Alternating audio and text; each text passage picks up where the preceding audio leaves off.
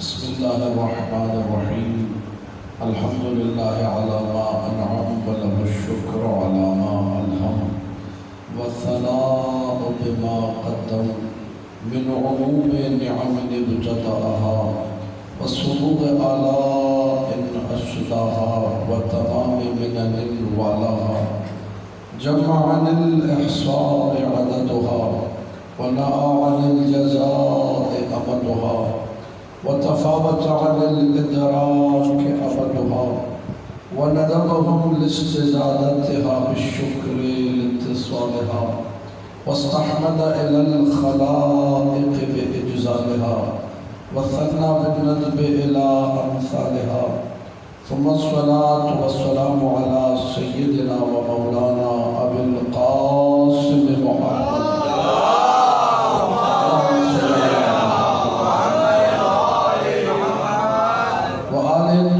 الطاهرين المعصومين المظلومين المنتجبين الأخيار واللعنة الدائمة على أعدائهم الأشرار أما بعد فقال الله تبارك وتعالى في كتابه المبين بسم الله الرحمن الرحيم ربنا آتنا في الدنيا حسنة وفي الآخرة حسنة وقنا عذاب النار والترين صلوات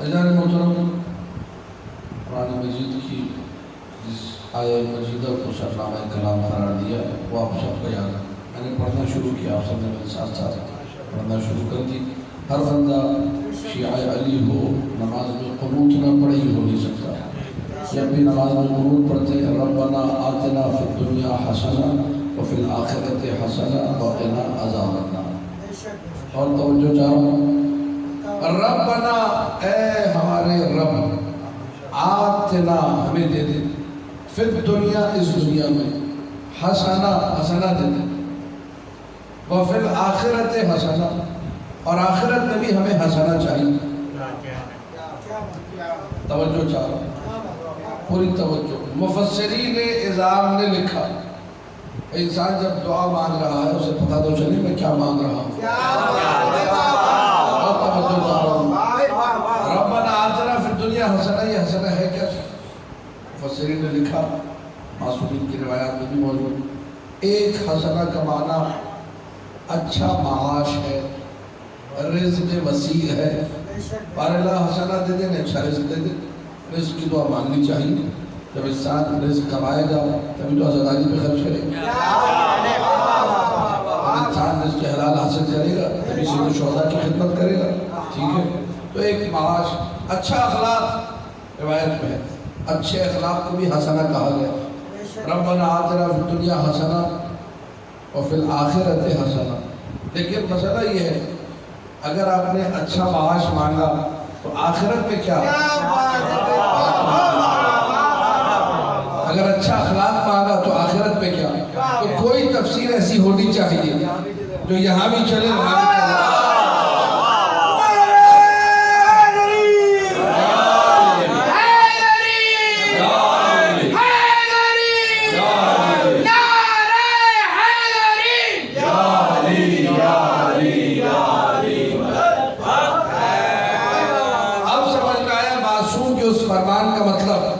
الحسنۃ فی کتاب اللہ مودتنا اہل البیت حسنہ اللہ کی کتاب میں ہم اہل بیت کی مودت ہمیں دنیا میں بھی مودت چاہیے وہاں بھی مودت چاہیے وہاں بھی اہل بیت کے ساتھ ہو ربنا آتنا فی الدنیا حسنہ وفی الآخرت حسنہ وقنا عذاب النار اور جہنم کے عذاب سے بچا لے جب حسنہ مودت ہے تو جہنم کا عذاب سمجھ میں آ جانا چاہیے اور توجہ چاہو اہل بیت کی مودت تو حسنہ کا اور اگر کسی کو اب بھی سمجھ میں نہ آئے تو وہ فرمان سنا دیجئے نبی کا جو ہر اہل سنت کتاب میں ہے حب علی حسنۃ لا تضر معها سیئہ علی کی محبت وہ حسنہ ہے جس کے ساتھ کوئی برائی نقصان نہیں پہنچا یہ پیغام بڑا خطرناک بھی ہے اور علمی بھی ہے، اتنا اتنا خطرناک ہے. آپ کسی سے بھی جا کر کے علی کی محبت وہ نیکی ہے، وہ حسنہ ہے، اس کے بعد کوئی برائی نقصان نہیں پہنچاتی. خطرناک اس لیے ہے لوگ کہیں گے اچھا ٹھیک ہے بس نعرہ حیدری لگاتے ہیں ساری بدماشیاں کریں گے، نعرہ حیدری لگا دیتے ہیں سارے برے کام کریں گے. یہ قطع مطلب نہیں ہے. حب علی حسنۃ، علی کی محبت ایک نیکی ہے جس کے ساتھ گناہ نقصان نہیں دیتا. بہت سارے اعمال کا ثواب ہونا وہاں سمجھ میں آئے گا، گناہوں کا نقصان بھی وہاں سمجھ میں آئے گا. علی کی محبت وہ نیکی ہے اگر وہاں پہنچ گئی پھر گناہ نقصان نہیں دیتا. یہ ایک تفسیر ہے جو علماء نے لکھی. انسان اگر محبت سے علی کو وہاں لے کر چلا گیا حشر کے میدان تک، پھر گناہ اس کا کچھ بگاڑ، انتہا بہشت بری ہے، انتہا فردوس ہے. یہ محبت علی کے ثمرات میں سے ایک ثمرہ ہے جس کی دعا میں اور آپ سب روز مانگتے ہیں اللہ ہمیں حسنہ دے دے. یہ حسنہ ہے کیا؟ یہ علی کی محبت ہے، یہ علی و اولاد علی کی محبت ہے، یہ محمد و آل محمد کی محبت ہے. اب کچھ جملے آپ نے یقیناً سنے ہوں گے لیکن میں نے ان سے استفادہ کرنا ہے آج کی مجلس میں، کچھ نیا استفادہ کرنا ہے. اور ایک بلند ترین صلوات پڑھ لیجیے.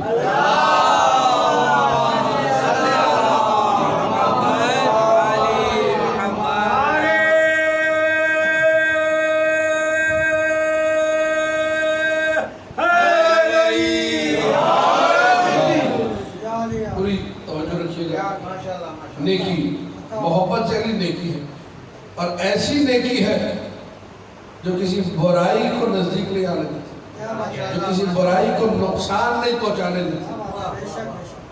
علی والے سے خطائیں تو ہوتی ہیں، علی والے سے گناہ بھی ہو جاتے ہیں، علی والے سے مسٹیک بھی ہو جاتی ہے، لیکن وہ مسٹیکس ایسے نہیں ہوتی کہ علی کی محبت کو پیچھے کر دیں.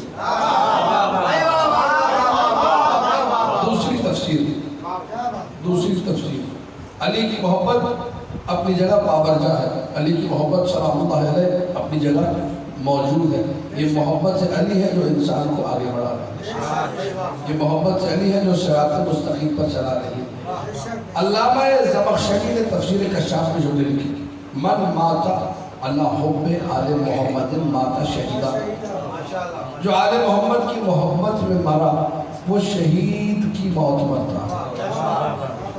سنی شیعہ شب نے لکھا فوق کل ذی بر بر الا ان یقتل الرجل فی سبیل اللہ.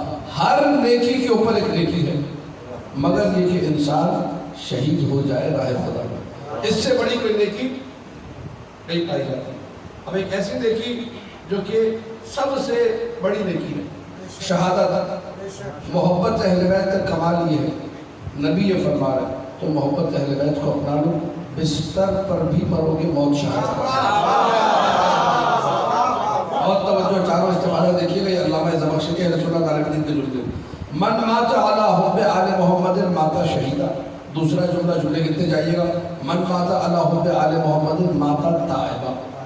جو آل محمد کی محبت میں مرے وہ توبہ کر کے مرتا ہے.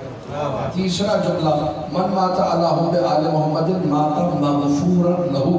جو آل محمد کی محبت میں مرے وہ بخشش ہو پھر مرتا ہے. چوتھا جملہ من مات علی حب آل محمد ماتا مستکمل الایمان. جو آل محمد کی محبت میں مرے وہ کامل الایمان مرتا ہے. پانچواں جملہ من مات علی حب آل محمد بشرہ ملک الموت ثم منکر و نکیر بالجنہ. جیسے ہی مرتا ہے ملک الموت آتا ہے، لوگ ملک الموت سے ڈرتے ہیں، لوگ منکر و نکیر سے ڈرتے ہیں. روایت یہ کہہ رہی ہے جو محبت سے محمد و آل محمد میں مرے، جیسے ہی ملک الموت آتا ہے، جیسے ہی منکر و نکیر آتے ہی خوشخبری دیتے ہیں تجھے جنت مبارک.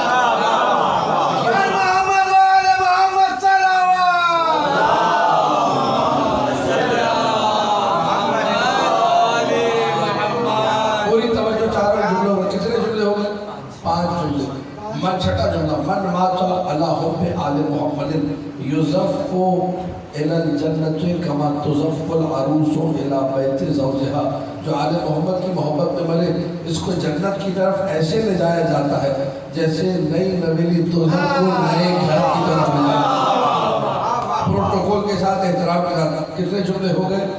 6 جملے. من مات علی حب آل محمد فتح فی قبرہ بابان الی الجنہ. جو آل محمد کی محبت میں مرے اللہ قبر ہی میں جنت کے 2 دروازے کھول دیتا ہے.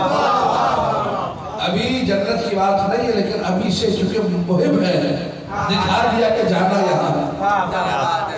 جملہ ضائع نہ کیجیے گا، پیغام دینے لگا ہوں. آپ نے سنا ہوگا اکثر مجالس میں ہوتا ہے جب وہ بندہ آتا ہے ناظم مجلس فاتحہ پڑھانے، کہتے ہیں وہ جن کا کوئی فاتحہ پڑھنے والا نہیں، وہ جن کی قبر پہ کوئی جانے والا نہیں، ان کے لیے فاتحہ پڑھ دیجیے، ان کے لیے آپ سلوات پڑھ دیجیے، ان کے لیے کچھ بھی کر دیجیے. سنا ہے نہیں سنا؟ اب یہ اہل سنت عالم دین اپنی کتاب تفسیر الکشاف زمخشری صاحب نقل کر رہے ہیں. من مات علی حب آل محمد جعل اللہ قبرہ مزار ملائکۃ الرحمہ. جو آل محمد کی محبت میں مرے اللہ اس کی قبر کو رحمت کے فرشتوں کا مزار بنا دیتا ہے. یہ علی والا ہے، اس کی قبر خالی نہ رہے. جاؤ اس کی قبر پہ زیارت کرتے رہو. تو خبردار کسی علی والے کے لیے یہ نہ کہنا کہ قبر پہ کوئی نہیں جاتا، فاتحہ کوئی نہیں.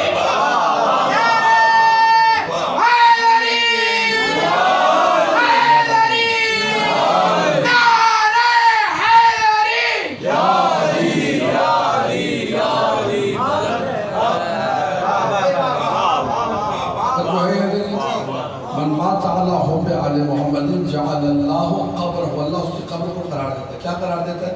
مزار ملائکۃ الرحمہ، رحمت والے فرشتوں کے لیے مزار. مزار اس جگہ کو کہتے ہیں جہاں زیارت ہوتی رہے.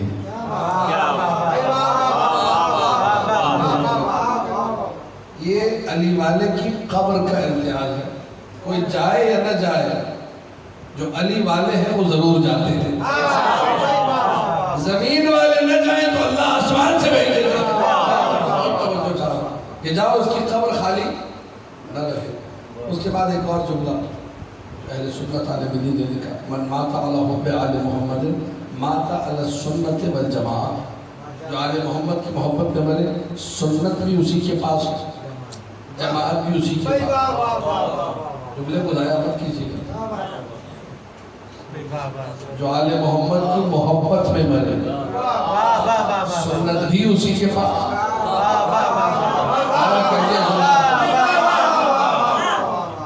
یعنی کائنات میں اگر کوئی بھی آپ کو ملے جو کہے میں سنی ہوں، اہل سنت والجماعت ہوں، لیکن علی اولاد علی کا ذکر کرنا نہ جاتا ہوں، سمجھ جانا وہ جھوٹا ہے.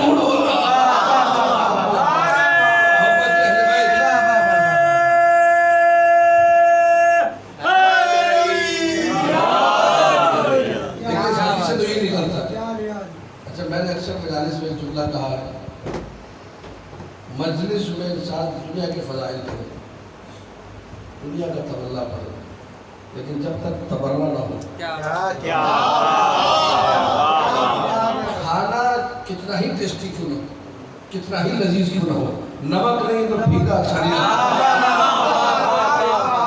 مجلس بھی اسی طریقے سے ہے، تبرہ نہ ہو تو پھیکی پڑ جاتی ہے جتنا بھی تولہ ہو. اب یہ اہل سنت عالم دین کے جملے ہیں جو میں پڑھ رہا ہوں تاکہ کوئی یہ نہ کہے کہ آپ نے تبرہ پڑھ دیا. یہ تفسیر کشاف میں لکھا ہوا ہے. 9 جملے تولے کے تھے، 2 جملے تبرے کے. من مات علی بغض آل محمد مات کافرا. جو آل محمد کے بغض میں آئے وہ کفر کی موت مرتا. اچھا آپ جملے کو ضائع نہ کیجیے گا. من مات علی بغض آل محمد یوم القیامت ومکتوب بین عینیہ. آئے سلمد رحمت اللہ جو آل محمد کے بغض میں مرے جب حشر کے میدان میں آئے گا تو اس کی پیشانی پہ لکھا ہوگا کہ اللہ کی رحمت سے نا امید ہے. بہت توجہ چاہ رہا ہوں.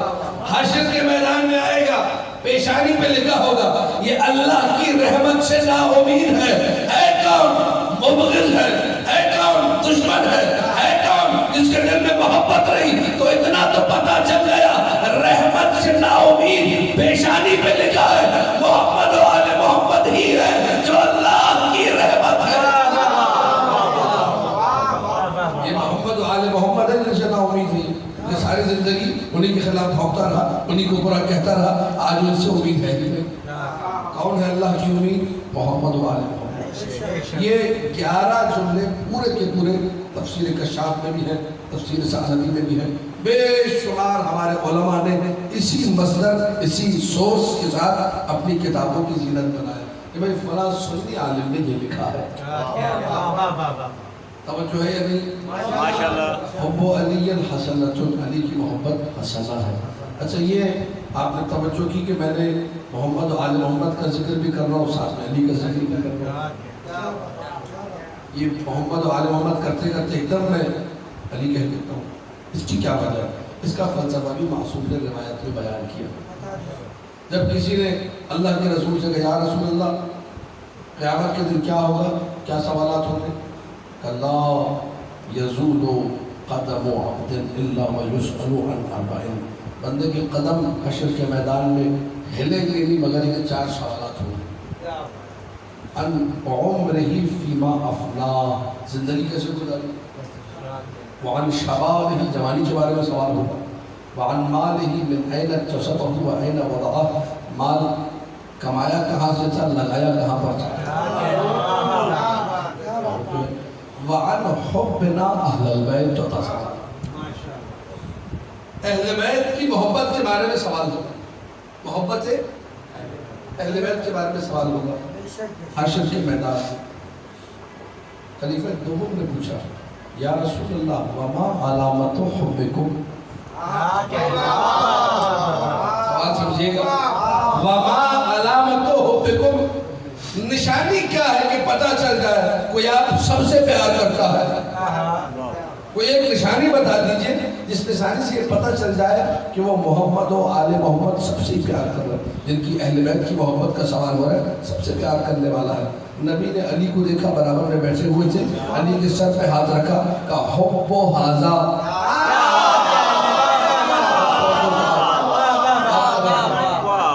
جو زیادہ علی علی کرتا ہے سمجھ جاؤ زیادہ محمد محمد بھی وہی کرتا ہے، حسن حسن بھی وہی کرتا ہے، ہو جائے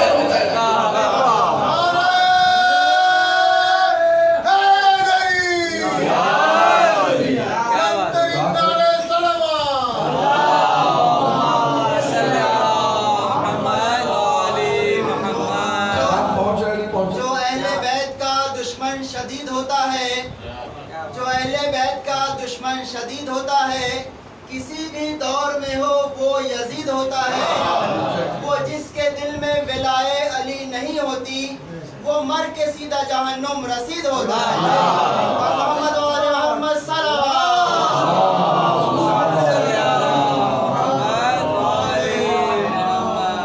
توجہ ہے۔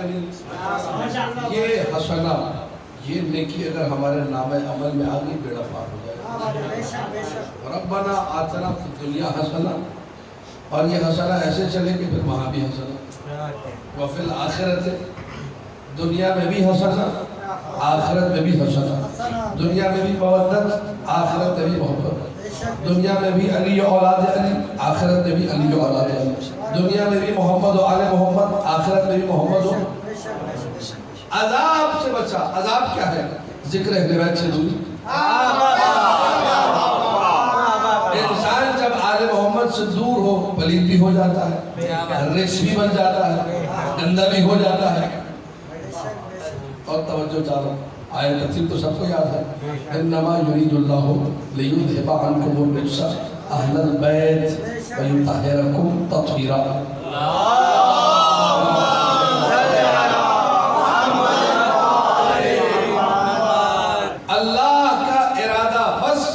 فقط اور فقط اتنا ہے، رجس کو آپ سے دور کر دے، گندگی کو آپ سے دور کر دے، پلیدی کو آپ سے دور کر دے۔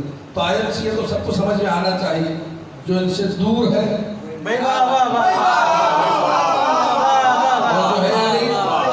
جو محمد و آل محمد سے دور ہے وہی رجس ہے، جو ان کی محبت کی بات نہ کرے۔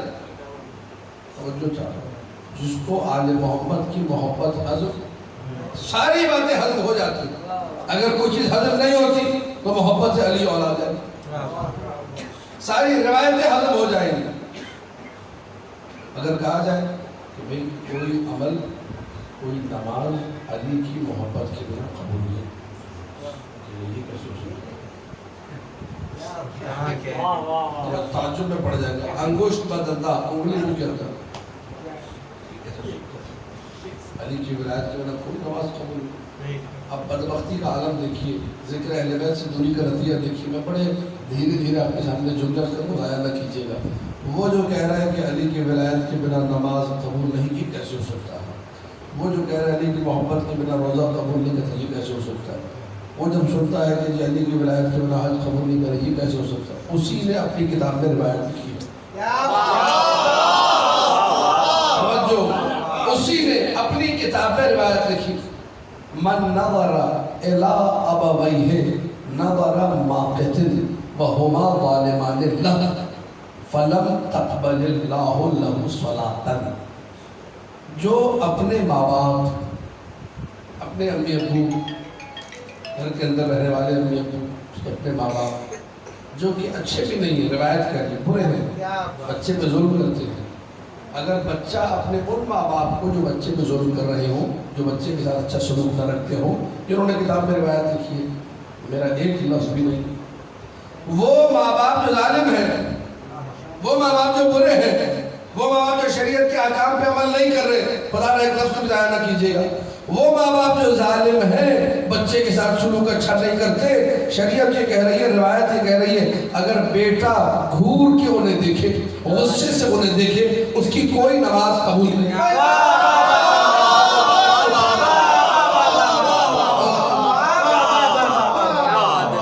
یہ روایت کہہ لگے بالکل ٹھیک ہے, ماں باپ کا احترام ہے. جب ماں باپ کا احترام ہے, جو پوری امت کا باپ ہے, سنیوں نے لکھا, علماء اہل سنت نے, ہمارے علماء نے بھی لکھا, انا و علی ابوا هذه الامہ, میں اور علی دونوں امت کے باپ ہیں. علی جو معصوم باپ ہے, علی جس نے ساری زندگی نبی کے لیے قربان کی, وہ باپ ہے. علی جس نے اسلام کے لیے قربانی علی زخم کھائے, وہ باپ ہے. ہمارا باپ جو گناہگار ہے, جو خطا کار ہے, جس کو بہت ساری باتوں کا پتہ ہی نہیں, جو غلط ڈانٹ رہا ہے, غلط مار رہا ہے, اس کو گھور کے دیکھا, تو نماز قبول نہیں. اور اگر کوئی علی کو, وہ بھی مسجد نبوی میں گھور کے دیکھے,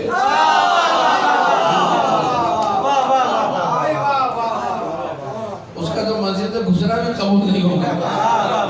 مسجد بھی کہے گی یہ پتہ نہیں یہاں کیوں آ گیا. جس کو علی سمجھ میں نہیں آ رہا, اس کو یہ سمجھ میں آ گیا کہ ابا کو دیکھا تو نماز باطل, ابا کو دیکھا گھور کے تو نماز قبول نہیں. لیکن اگر علی کے ساتھ گستاخی کی, علی کی شان میں گستاخی کی, وہاں کہہ رہا ہوں کیسے ہو سکتا ہے؟ خدا را صد شکر ادا کیجئے کہ اللہ نے محبت سے علی میرے اور آپ کے دل. آج میں اور آپ ان چیزوں کو آسانی سے ہضم بھی کر لیتے ہیں, سن بھی لیتے ہیں, نعرہ بھی لگا لیتے ہیں. کتنے ایسے لوگ ہیں جو فضائل کی روایتیں سنتے حیران رہ جاتے ہیں. ٹھیک ہے, تو ممکن ہی نہیں ہے. جبکہ ابھی میں صرف آپ کے سامنے محبت کے کرشمے پڑھ رہا ہوں, محبت علی کا اعجاز کیا, جو علی سے محبت کر. یہ روایت میں نے کئی جگہوں میں پڑھی اور ہے ایسی, جس کو جتنا پڑھا جائے اتنا کم. الا فمن احب علیا قبل اللہ صلاتہ وصیامہ وقیامہ. لوگوں جو علی سے محبت کرے, جہاں محمد آل محمد کا ذکر, وہاں مخصوصاً علی کا ذکر. جو علی سے محبت کرے, نماز اس کی قبول. جو علی سے محبت کرے, روزہ اس کا قبول. جو علی سے محبت کرے, راتوں کو جاگ کر عبادت کرنا اس کا قبول. توجہ ہے یا نہیں؟ نماز کس کی قبول؟ علی سے محبت کرنے والے کی. اور اگر علی سے محبت نہیں تو نماز کسی کام آئے گی؟ اب پھر حدیث پڑھ رہا ہوں پرانی, جو میں نے پڑھ چکا 10-15 منٹ پہلے. حب علی حسنۃ لا تضر معها شیئا. علی کی محبت ایسی نیکی ہے جس کے ساتھ گناہ نقصان نہیں پہنچاتا. اور ان ساری حدیثوں کو ملا کے اگر پڑھیں گے تو علی کی محبت ایسی نیکی ہے, اگر یہ نیکی نہ ہو تو کوئی نیکی قبول بھی نہیں ہوتی. اگر علی کی محبت نہ ہو, کوئی نیکی قبول. ہر گناہ نقصان نہیں پہنچائے, ہر گناہ کام نہیں بگاڑے گا. اللہ اکبر, کیا ثمرہ ہے محبت علی کا. اللہ کے رسول نے فرمایا, لو اجتمع الناس كلهم على حب علی بن ابی طالب لما خلق اللہ النار. اگر ساری کائنات مل کر علی سے پیار کرنے لگتی اللہ جہنم کو بناتا ہی نہیں. اللہ جہنم کو خلق ہی نہ کرتا. اچھا علم اضافہ ہو جانا چاہیے، جہنم بنی ہی اس وجہ سے. جہنم کو اللہ نے خلق ہی اس لیے کیا کہ سارے علی سے پیار نہیں کر رہے تھے. تو اب جو بھی علی سے پیار نہیں کرتا جہنمی ہے. علی سوچے سمجھے بنا کہہ دیجئے جہنمی ہے، کیونکہ جہنم بنی ہی ان لوگوں کے لیے جو علی سے پیار. بس اسی سے واضح ہو گیا علی کی محبت ہے جو جنت اور جہنم کو تقسیم کرتا ہے. جو محب علی ہے وہ جنت میں جائے گا، جو مبغض علی ہے وہ جہنم میں جائے گا. اللہ اکبر. لوگوں نے علی کے فضائل سنے، لوگوں نے علی کے کمالات سنے، لوگوں نے علی کے محبت کے ثمرات سنے، پھر بھی قبول. مولا ایسا کیوں ہے؟ مطلب ساری باتیں جو آپ سن رہے ہیں دوسرے بھی سن رہے ہیں. بہت ساری باتیں، بلکہ اور بڑا جملہ آپ کے سامنے کروں جو آپ نے نہ سنی ہوگی نہ پڑھی ہوگی، وہ علی کے دشمنوں نے سنی بھی ہے پڑھی بھی ہے، پھر بھی علی سے پیار کرنے پہ آمادہ نہیں ہو رہا، پھر بھی علی سے محبت نہیں کر رہے. معصوم سے پوچھا کہ مولا جی کیا چکر ہے؟ کہا الحب شیء صنعہ اللہ. یہ محبت جو تم کر رہے ہو، تم سمجھتے ہو تم کر رہے ہو، یہ اللہ کا تحفہ ہے. قدر کرو. تم اپنے اوپر لیتے ہو کہ ہمارا کمال ہے، یہ تحفہ الہی ہے جو انہیں نہیں ملا اور وہ کر بھی نہیں سکتے محبت. اور میرے مولا نے بڑا آسان کر دیا جملے کو کہ لو ضربت بسیفی هذا على خیشوم المؤمن لما ابغضنی. اگر اپنی تلوار ذوالفقار مومن کے سر پہ بھی ماروں مجھ سے نفرت نہیں کر سکتا. وجود میں محبت ہے. ولو اعطیت الدنیا وما فیہا لمنافق لما ابغضنی. اللہ اکبر. اگر منافق کو ساری کائنات دے دوں تب بھی وہ مجھ سے محبت نہیں کر سکتا. علی والے کو سر پہ تلوار مارو نفرت نہیں کرے گا. منافق کو ساری کائنات دے دو پھر بھی محبت پیغام پہنچے نہیں پہنچے. اس لیے یہ فرش عزا قیمتی ہے. یہاں سے پیغام محبت علی آگے بڑھتا ہے. یہ فرش عزا قیمتی ہے. یہاں پتہ چلتا ہے حسنہ کسے کہتے ہیں. دنیا میں حسنہ کیا ہے، آخرت میں حسنہ کیا ہے. آخرت میں یہ جملہ اور واضح ہو جائے گا جو آیت ہے ربنا آتنا فی الدنیا حسنہ وفی الآخرۃ حسنہ. بالکل واضح ہو جائے. جنت میں جائیں گے، جملے آپ نے سنے، میں صرف ایک استفادہ کرنا چاہ رہا ہوں. جنت میں جائیں گے، دروازے پر پہنچیں گے، روایات میں لکھا ہے، سنیوں نے بھی نقل کیا، شیعوں نے بھی، جب انسان دروازے کی کنڈی بجائے گا تو یا علی کی آواز ہے. علی علی علی علی کنڈی کی آواز ہے. اور جب داخل ہوگا تو فرشتوں کی آواز ہے کہ سلام علیکم طبتم فادخلوها خالدین. قرآن کی آیت ہے. سلام ہو تم پر، آ جاؤ اندر آ جاؤ، اچھے طریقے سے ہمیشہ جنت میں رہنا ہے. کچھ سمجھ میں آ رہا نہیں آ رہا؟ جملہ ظاہر کرتے نہیں سمجھ میں. بہت بڑی بات ہے کہ میں اور آپ جنت میں پہنچیں گے، پھر پڑھنا شاید توجہ ہو جائے. کنڈی سے پہلے علی علی کی آواز آئے گی، پھر اندر جائیں گے، پھر سلام سنائیں گے. یہ جو آج بہت سارے مومنین پہلے یا علی مدد کہتے ہیں، اس کے بعد کہتے ہیں سلام علیکم. یہ جنت کی اس روایت کی یاد دلاتے ہیں. نہیں کی تو بچوں آئیں گے آپ لوگ آباد ہے ذرا بلند ترین سلامات پڑھیں.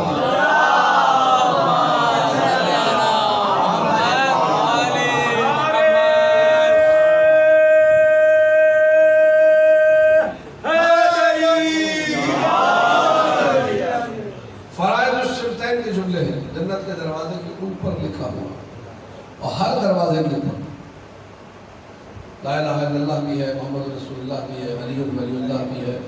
ایک جملہ بڑا عجیب ہے، اقسمت بعزتی، میں رب العزت اپنی عزت اور اقتدار کی قسم کھا کے کہتا ہوں ان ادخل النار، میں اسے جہنم میں پھینک دوں گا. جو علی کی نافرمانی کرے گا، من عصى علیًا ولو اطاعنی، بھلے نمازیں پڑھتا رہے، بھلے میری اطاعت کرتا رہے، بھلے روزے رکھتا رہے، جنت کے دروازے پر لکھا ہوا، اور میں اسے جنت میں ڈالوں گا جو علی کا مطیع ہوگا بھلے نافرمان ہو۔ دیکھیے میں نے پیغام آپ کی خدمت درج کیا ہے، اس کا قطعاً کوئی یہ مطلب نہ نکالے کہ چھوٹ دی جائے میں نماز نہ پڑھنا، نماز تو ہر حال میں پڑھنی، لیکن اگر سہوت چھوٹ گئی، خطا ہو گئی، کچھ بھی ہوا، نافرمان تھا، نافرمانی کی نہیں پڑھی نماز، لیکن معاند نہیں تھا۔ دعائے قبیل کے جملے وَأَن تُخَلِّدَ فِيهَا الْمُعَاندِينَ، اے میرے اللہ تو جہنم میں ہمیشہ کے لیے انہیں ڈالے گا جو علی دشمن ہوں گے، جو علی کے دوست ہوں گے، وہ کبھی دشمن جہنم میں ہمیشہ نہیں رہ سکے گا۔ ظاہری طور پر خدا کا دشمن ہے یا نہیں، نماز نہیں پڑھ رہا، روزہ نہیں رکھ رہا، لیکن علی سے پیار کرنے والا ہے، علی کا نام لینے والا ہے، نعرہ حیدری لگانے والا ہے، یہ کبھی ہمیشہ جہنم میں نہیں رہے۔ دروازے پہ لکھا ہوا جنت کے، مجھے اپنی عزت کی قسم، میں علی کے مطیع کو جنت میں ڈالوں گا بھلے میرا نافرمان ہو۔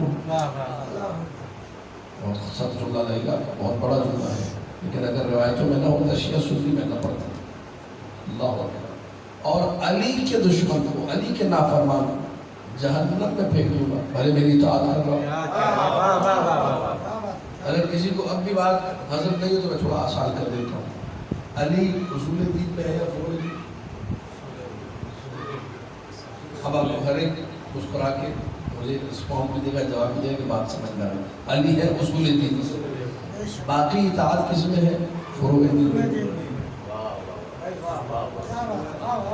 جو علی کی اطاعت نہ کرے،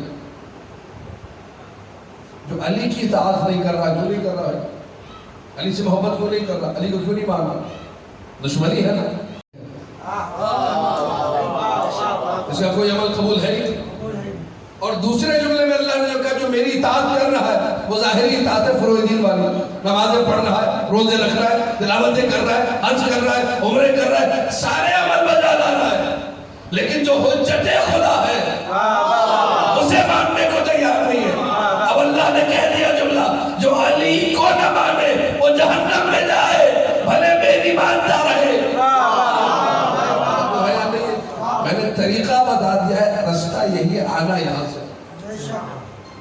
اس رستے کو اگر نہ اپنائے تو تمہیں ملنے والا کچھ بھی نہیں ہے۔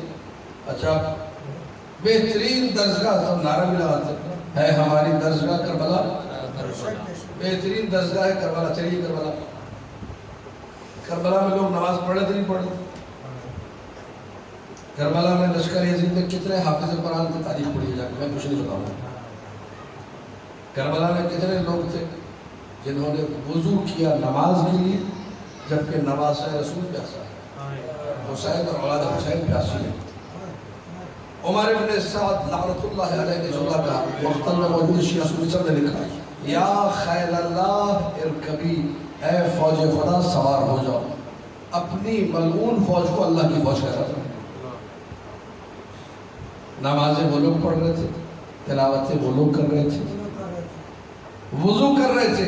اچھا، روایت میں ہے، شیعہ سنی سب نے ذکر کیا کہ رسول ایک دن وضو کر رہے تھے۔ رسول کا وضو کائنات کا متبرک ترین وضو ہے۔ رسول وضو کر رہے ہیں، ایسے میں ایک بلی خشک زبان لٹکائے پیاسی سامنے آ گئی۔ نبی نے اپنا وضو چھوڑ کے پانی کا برتن بلی کے آگے رکھا کہ اگر حیوان بھی پیاسا ہو انہیں وضو کرنے کی اجازت ہے۔ اجرکم علی اللہ، جنہوں نے جملے کی کربلا میں اولاد حسین پہنچے، کربلا میں نبی ذات، لیکن یزیدی کیا کہہ رہے ہیں؟ یہ جملہ خدا کی قسم بڑا سخت جملہ ہے، پڑھا نہیں جاتا، لیکن مقتل نے لکھا ہے، کسی لعین نے چیخ کے کہا تھا، حسین، میں سنسا کر کے پڑھ رہا ہوں، حسین ہم جانوروں کو تو پانی دے دیں لیکن تیرے بچوں کو پانی دے عزاداروں کی پیاسوں، یہ غریبوں کا قافلہ ہے، یہ غربت کے مارے ہوئے لوگ۔ اب یہ دن ایسے ہیں دنیا کے مسائل ان دنوں میں جمع ہوئے۔ ایک طرف سے اہل بیت کی واپسی، دوسری طرف نبی کی مظلومہ بیٹی، سارے مسائل ان دنوں میں جمع ہو چکے۔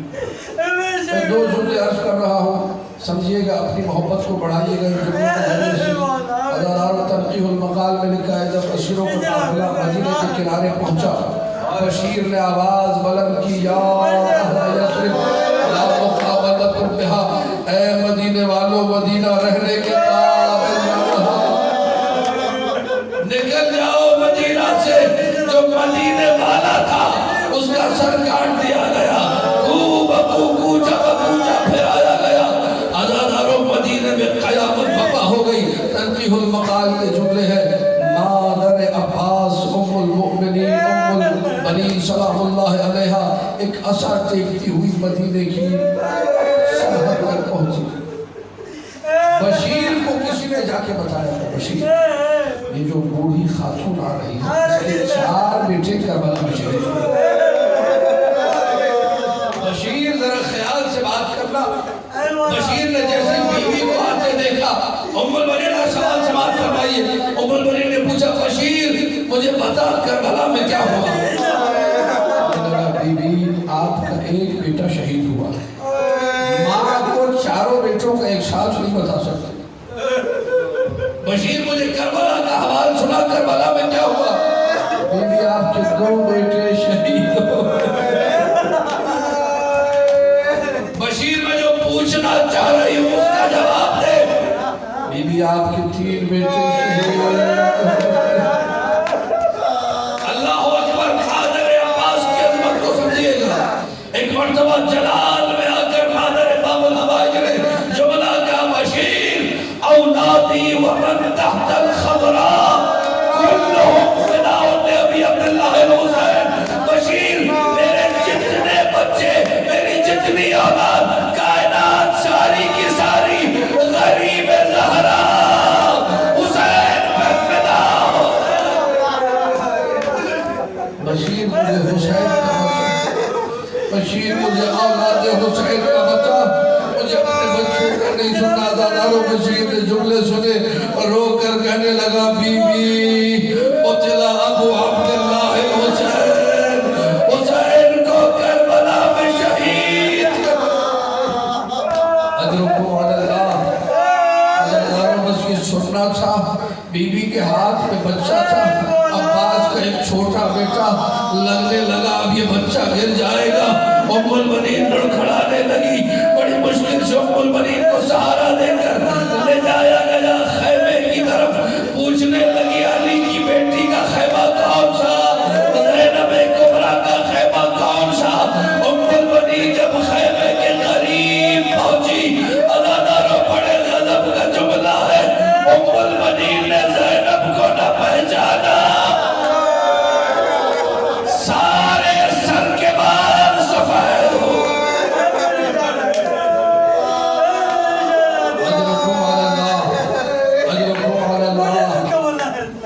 میں زینب ہوں، میں علی کی بیٹی ہوں۔ کمر کیسے جھک گئی، یہ سر کے بال کیسے سفید ہو گئے؟ کافی دیر ام البنین اور زینب ایک دوسرے کے گلے لگ کر روتے رہے۔ عزاداروں قیامت کے جملے، خدا کی قسم، زینب کبریٰ اب دوڑی اپنے نانا کے قبر کی طرف۔ ہر وقت لکھنے والے نے لکھا، جب قبر نبی کے قریب پہنچی، عجیب جملہ، یا جدہ ابنی ناعیت الیک اخی الحسین، اے میرے نانا، میں حسین کی شہادت کی خبر لائی۔ عجیب کام کیا زینب کبریٰ نے۔ عزاداروں ایک لمحے کو اپنی آواز کے دامن میں سے ایک کرتا نکالا جو خون میں بھرا ہوا تھا۔ نانا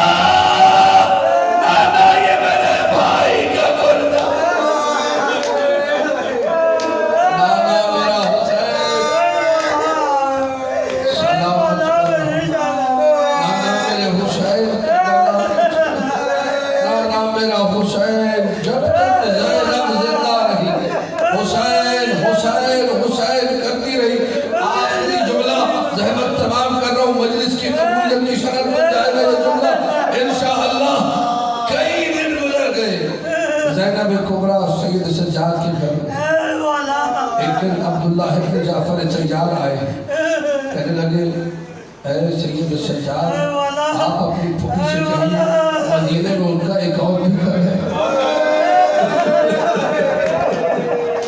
اس گھر کو کیوں نہیں جاتے،